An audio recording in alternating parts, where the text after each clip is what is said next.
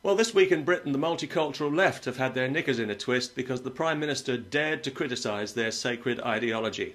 In fact, he did more than criticise it, he condemned it outright as a failure, and about time too.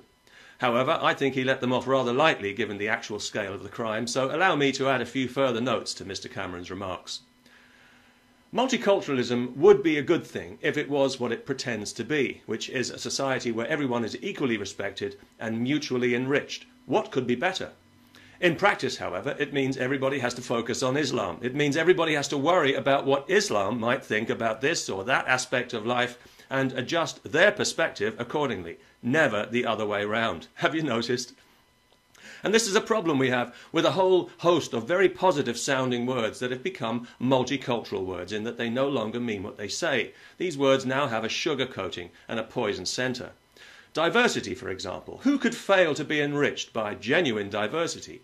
In practice, however, diversity means everybody has to focus on Islam. It means everybody has to worry about what Islam might think about this or that aspect of life and adjust their perspective accordingly, never the other way round. Tolerance is another word with a rosy multicultural glow about it, even if those who like to wallow in the language of tolerance are often the least likely to exhibit any. And this is because tolerance actually means everybody has to focus on Islam. It means everybody has to worry about what Islam might think about this or that aspect of life, and it's the same story right the way down the list. Respect, everybody focus on Islam. Community cohesion, Islam again. Bridge building, mutual understanding, everybody focus on you-know-who.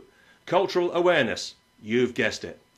Would you like a crash course now in cultural awareness? Here it comes. Islam should get whatever it demands.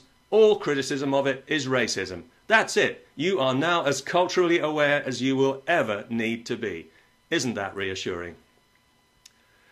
The word multiculturalism only exists because of the religion of peace. It was invented to cushion the fact that Islam dominates, it doesn't integrate. We've had different cultures living side by side in Britain for years before this religion came along, but it was only then they had to coin this euphemism to hide the unpleasant truth and to soften us up for the inevitable incessant demands for separate standards and special treatment. Some people call it stealth jihad, and if you'd like to see an example of it, up close and personal, just check your dinner plate.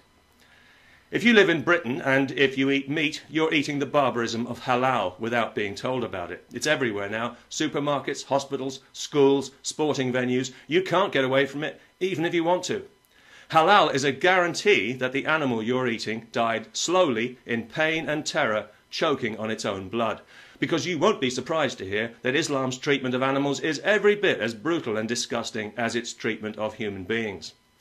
Religious slaughter violates our laws on animal cruelty in Britain, but we allow it because Muslims, and Jews for that matter, insist on behaving as if it's still the Bronze Age, effectively torturing animals to death for the sake of their primitive superstitions.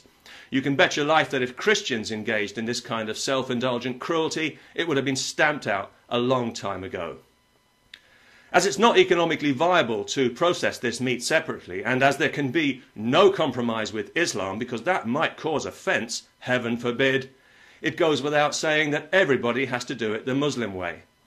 Supermarkets are refusing to label this stuff. They don't want people to know what they're buying because they know that if they did, they wouldn't buy it.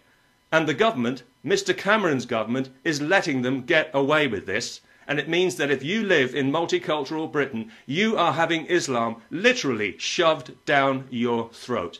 How does it taste? Does it taste like peace?